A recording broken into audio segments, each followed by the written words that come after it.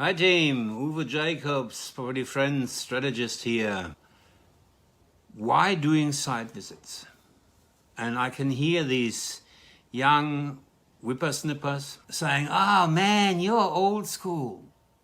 I can do all of this research online." Yes, you can. And that's only 50% of the story. Of course I run a CoreLogic report.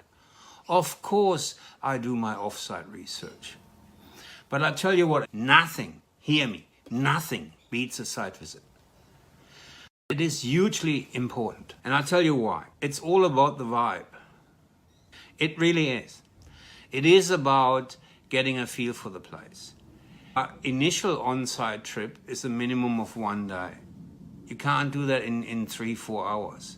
And this is after 3 months research. And that's only the first trip.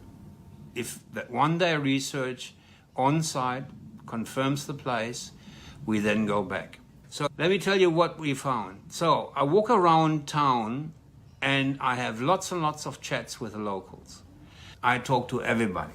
What do I want to find out? How do the locals look at this place? That is what.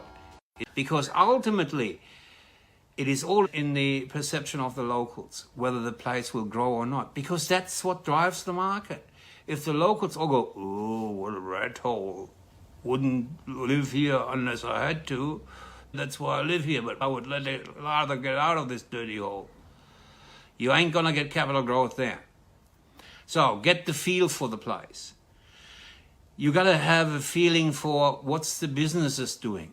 Is there a big industry? Are there projects coming up? What are the rental vacancies? I sat down with 2 agents.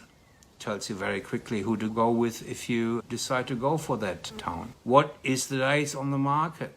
Yeah, I can get that in CoreLogic, but I want to hear it from the locals.